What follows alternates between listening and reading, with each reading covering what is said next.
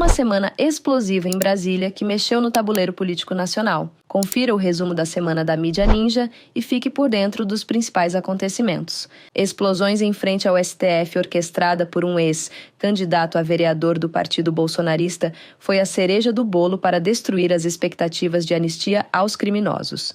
Relator do caso, Moraes considera que esse ato não foi isolado e teve início no gabinete do ódio de Bolsonaro, responsável por destilar ofensas e ameaças, principalmente contra o judiciário. Detalhes da trama golpista apagadas do celular de Mauro Cid revelam um possível rapto do presidente Lula e o ministro Alexandre de Moraes. A sujeira começou a sair do esgoto da direita e a Polícia Federal também descobriu o plano fracassado dos Kids Pretos para emboscar Moraes, após o inelegível ex-presidente Bolsonaro sair humilhado das eleições de 2022. A semana foi marcada pela vitória de Érica Hilton contra a escala de trabalho 6x1. A psolista conseguiu uma mobilização nacional de trabalhadores insatisfeitos com o regime que só favorece a burguesia e atingiu o número de assinaturas necessárias para ser protocolada na Câmara dos Deputados e angariou mais de 2 milhões de assinaturas na petição organizada pelo vereador eleito do Rio, Rick Azevedo. Inscreva-se no canal e ative as notificações para receber as notícias da política brasileira. A Polícia Federal reuniu provas alarmantes de que o grupo de militares conhecido como Kids Pretos teria criado um plano para emboscar o ministro Alexandre de Moraes. O plano fracassado fez parte da tentativa de golpe de Estado após Jair Bolsonaro sair derrotado das eleições de 2022 para o presidente Lula. Um dos militares envolvidos no plano seria o general Mário Fernandes, chefe substituto da Secretaria-Geral da Presidência durante o governo bolsonarista.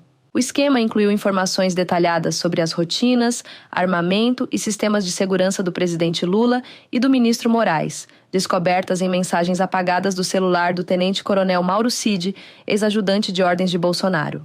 A Polícia Federal recuperou informações apagadas no celular do tenente-coronel Mauro Cid, incluindo detalhes de uma trama golpista e um dossiê com o planejamento para raptar o presidente Lula e o ministro Alexandre de Moraes. Dentro do plano fracassado, foi levantado nomes, rotinas e até o armamento usado pelos seguranças. Pelo tipo de informações coletadas, os criminosos se preparavam para um possível confronto armado e violento. Com essas informações, novas testemunhas foram convocadas, como o ex-diretor da ABIN, Alexandre Ramagem, e o general Newton Diniz Rodrigues. O provável indiciamento dos líderes golpistas, executores e financiadores deve ocorrer no final de dezembro ou no começo de 2025. Entre os investigados está o inelegível ex-presidente Jair Bolsonaro, que tenta uma inalcançável anistia para sua ficha suja. A deputada bolsonarista e presidente da CCJ, Caroline Detoni, pautou para a próxima terça-feira uma proposta que proíbe o aborto no Brasil. A proposta, que claramente representa um retrocesso, é vinda de um homem, o ex-deputado Eduardo Cunha. Ela penaliza as mulheres que se submetem ao procedimento mesmo nos casos permitidos, como a gravidez resultante de um estupro. Cris Tonieto, relatora bolsonarista do Partido Liberal, ainda fará a leitura do seu parecer. Ela coordena a Frente Parlamentar Mista contra o aborto e em defesa da vida. Se for aprovado na bancada, o texto ainda deverá ser analisado por uma comissão especial antes de ir ao plenário. Deputados de esquerda conseguiram adiar a votação da PEC, proposta pela bancada da extrema-direita, que pretende violar os direitos das mulheres ao proibir o aborto no Brasil, inclusive em casos de estupro. Com o pedido de vista dos parlamentares nesta quarta-feira, o tema voltará a ser pautado somente após 2 sessões do plenário. Com a autoria de Eduardo Cunha, a presidente da CCJ, Caroline Detoni, trouxe a pauta.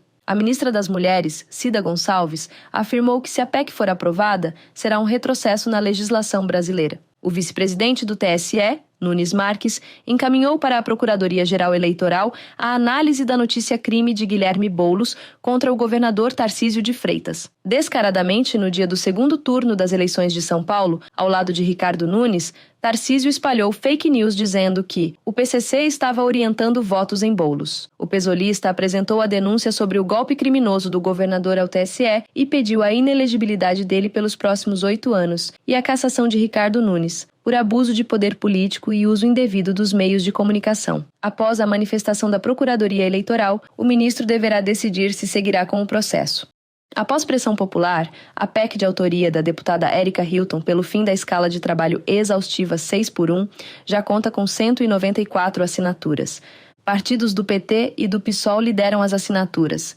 No abaixo-assinado, o número de trabalhadores e apoiadores insatisfeitos com a atual jornada abusiva já soma mais de 2,5 milhões. A manifestação em prol do Movimento Vida Além do Trabalho será nesta sexta-feira em Brasília. Também serão realizados atos em protesto em São Paulo, Rio de Janeiro, Fortaleza, Vitória e Porto Alegre. A PEC, que acaba com a escala 6x1, 6 dias de trabalho por apenas 1 de descanso, atingiu o número de assinaturas necessário para ser protocolada na Câmara dos Deputados. A iniciativa da deputada Erica Hilton, do PSOL, recebeu apoio de diversos partidos, incluindo siglas do Centrão. O texto conta com 194 assinaturas no sistema interno da Câmara no início da manhã desta quarta. A PEC agora segue para a Comissão de Constituição e Justiça, onde será analisada e poderá ser modificada. Depois, passará por uma comissão especial e, finalmente, será votada no plenário da Câmara. Um vídeo das câmaras de segurança do STF mostra a ação de Francisco Vanderlei Luiz, responsável por detonar os explosivos em frente à sede da Corte na noite da última quarta-feira. Tio França, como é conhecido, foi abordado por um primeiro segurança que suspeitou de sua presença. Após recuar, ele lançou fogos de artifício em direção ao Supremo. Depois, com a chegada de mais seguranças, ele lança outro artefato e a fumaça começa a se espalhar pelo local. Quando um novo segurança chega, ele aparentemente acende um próximo à nuca e deita no chão. O artefato explode em seguida. O corpo de Francisco foi retirado nesta quinta-feira, mais de 13 horas após a detonação das bombas. Ministros do STF consideram que as explosões ocorridas na Praça dos Três Poderes na última noite de quarta-feira representam uma continuidade dos ataques golpistas de 8 de janeiro, destruindo qualquer expectativa de anistia para os bolsonaristas envolvidos. Para a Corte, o golpe não foi erradicado e segue incrustado em setores da sociedade, tendo como um dos alvos a Câmara dos Deputados. A anistia dos criminosos que invadiram as sedes dos três poderes vinha sendo discutida no Congresso. Com esse atentado, as articulações sobre o assunto perdem a força. O ataque foi orquestrado por Francisco Vanderlei Luiz. Ele foi candidato a vereador pelo Partido Liberal de Jair Bolsonaro e fez diversas referências às explosões em suas redes sociais, evidenciando uma conspiração. Segundo a Polícia Federal, as explosões serão investigadas como ato terrorista. Após o atentado em frente ao STF na última quarta-feira, o ministro Alexandre de Moraes se pronunciou e afirmou que o ocorrido não é um ato isolado